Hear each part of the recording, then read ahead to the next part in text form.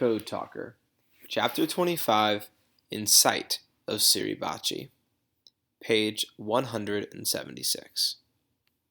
Can't be as rough as it was on Tarawa. No way as hard as it was taking Peleliu. After the canal, this'll be a piece of cake.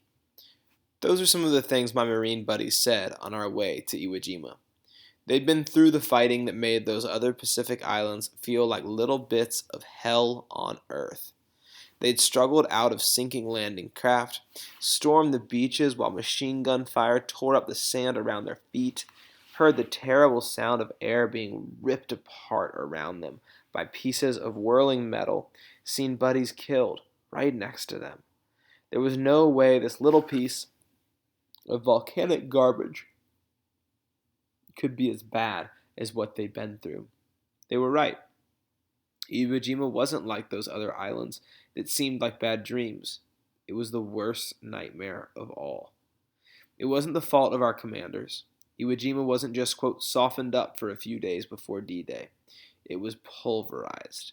For 5 months, heavy bombs dropped on that little island almost every minute, hour after hour, for days on end. High explosives poured from the sky like metal rain. It seemed impossible that anything could survive.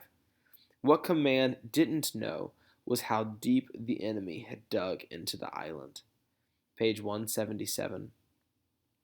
Those thousands of tons of bombs didn't do much more than disturb the sleep of the Japanese soldiers in reinforced caves and tunnels 100 feet below the black sand. They were well supplied, too. They had distilleries set up to make drinking water and stocks of food enough to last for years.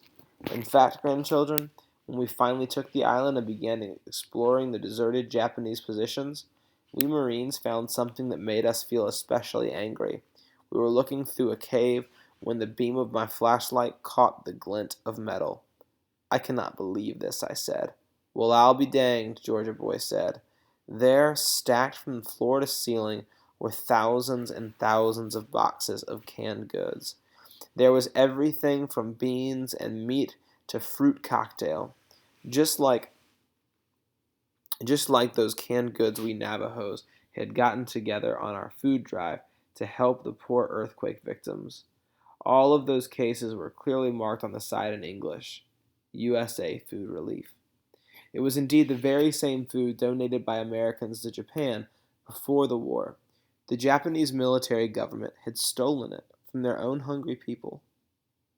The Fifth Fleet that Admiral Spruance sent in against Iwo Jima was the largest one that had ever sailed the Pacific.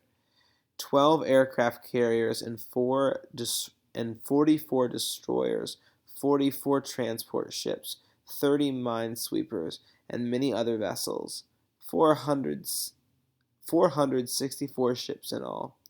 Our fleet was so big that there were 4 command ships, page 178, each with its own team of Navajo code talkers.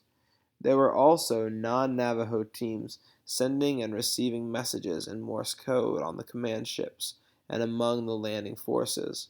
However, all the messages sent by Morse code were false, designed to fool any Japanese monitoring our transmissions. Everything important was run through our Navajo net. The 5th Marine Amphibious Corps was also the largest landing force in the history of the Marines. 3 reinforced divisions, 70,000 men in all. The 4th and 5th would lead the attack. On February 19th, 1945, at about 0100, that's 1 in the morning, the major part of our fleet dropped anchor 4,000 yards off the shore of Iwo Jima. The 3rd Division waited 4,000 yards off the shore of Iwo Jima. The 3rd Division waited 50 miles to the southeast. It would only be called for if it was desperately needed. That need came far sooner than expected. Breakfast was to be served at about 0500. It's 5 in the morning. Before then, I made my way quietly to the upper deck. I knew other code talkers were doing the same on the command ships and the other transports. I stood I stood with nothing over my head but the sky. I faced the east. I took a pinch of pollen from my pouch and placed it on my tongue. I put a little dab of pollen on top of my head and spoke my words to the holy people. Let me have clear thoughts, clear speech, and a good path to walk this day, I prayed as I watched the rising sun.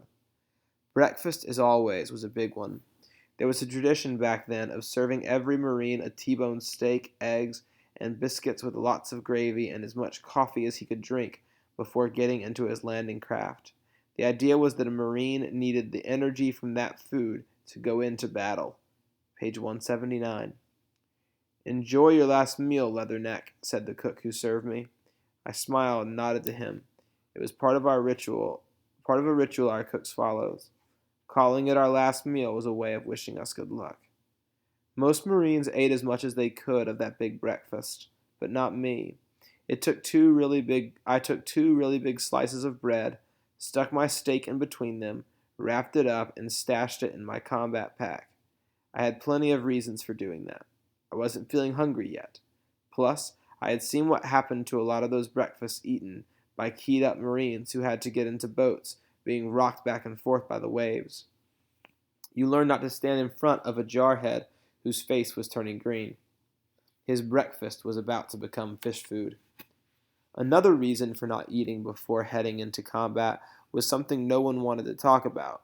It was better to take a bullet in your guts on an empty stomach. The medics knew that and did what I did, stashed their breakfast in their packs or just didn't eat.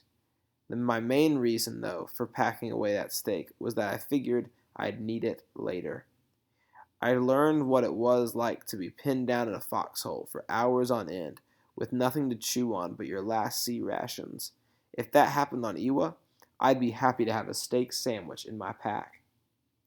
As I stood on deck waiting, ready to climb into the LST, I got my first look at Iwo Jima, page 180, appearing in the faint light before dawn.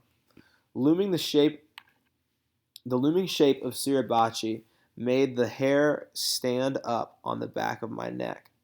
That mountain rose like the shadow of a monster against the dark sky. At 6:30 in the morning, the guns of our support ship began to roar. Fire shot out of the cannons of the Idaho, the Nevada, the New York, and the Tennessee. Our bombardment tore up the beaches and the slopes of Suribachi, but there was no answer fire from the shore. Waves of airplanes swept in. Marine Corsair 54Us. They blanketed just about every square foot with the rockets and fire. Smoke filled the air, and the hot breeze from the island brought the scene of the napalm to us. There was no response. It was like the whole island was dead. Some of us dared to hope that the Japanese defenses had been wiped out by our guns and during the months of bombing, but I remember the words General Howling Smadsmith spoke at the meeting. He'd been the only commander with serious doubts about the plan. This will be the bloodiest fight in Marine Corps history, he said. We'll catch 7 kinds of hell on the beaches, and that will be just the beginning. The fighting will be fierce and the casualties will be awful, but my Marines will take the damned island. My new Signal Corps group was with the first wave. Most of the non-Navajo men were guys I'd just met. Georgia Boy had been assigned to another company in the second wave. Smitty, though, was right beside me. Smitty and I had reached the point where we felt as if we were each other's good luck charm. As long as we stuck together in battle, nothing too bad could happen to either of us. Our LSTs moved up to the line departure at 0730, and our amphibious alligators rolled down the ramp into the water. Unlike the first alligators we used on Bougainville, they were more heavily armored all around. Each alligator had 3 machine guns and a 75 millimeter howitzer.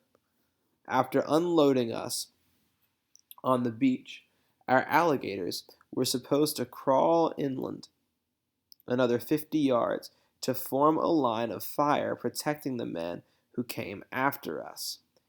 0830. The central control vessel dipped her pennant. The 68 alligators of our 2nd Armored Amphibian Battalion crossed the lines of departure. 5 minutes behind us was the second wave, then the third, the fourth, the fifth, and the sixth, and so often happened. As so often happened, a nervous Marine behind me started checking his watch and calling out the time. 5 minutes, he said. Then 6 minutes. 7. I could feel it getting warmer as we got closer to the island. Mount Suribachi kept getting larger above us as we continued in. 10 minutes. 11. I thought at first that the growing warmth was only my nervousness or my imagination, as I remember General Smith's words about hell. But heat was actually coming from the island itself. Iwo Jima had been made by volcanoes. Its name, which means Sulphur Island, is an appropriate one. The closer you got, the hotter it was. When we arrived on the island, we'd see cracks in the rock where steam rose up. If you pushed your hand down too far into the loose sand, your skin would be burned. Page 182. 15 minutes. 16. At 0906, our alligator ground onto the black sand. The ramp, which had the words "Welcome to Paradise" printed on it in big block letters, dropped. "Go!" our lieutenant, who was in the boat with us, yelled. "Don't butt jump on the beach." We poured out, expecting our welcome to be mortars and machine guns. Instead, as our feet sank ankle deep into the black sand, the only fire we heard was from our own guns out at sea. The 4 battleships had just entered their range. The slopes 500 ahead of us were being blanketed with bursting shells that threw up geysers of fiery sand. Our second wave landed, and then our third, and there was still no sign of any enemy. 0910, 0915, 0930. All 9,000 Marines of our first wave were on the beach, ready to move up the steep terraces toward Mount Suribachi and the 2 airfields on the plateau in the middle of the hilly island. It had all been too easy. I adjusted the strap of my radio over my shoulder and shook my head as I peered up at the mountain. It seemed to be staring down at me the way a cougar watches a deer before it attacks. "Hey," Smitty said to me. "This is like a walk in the park, Chief."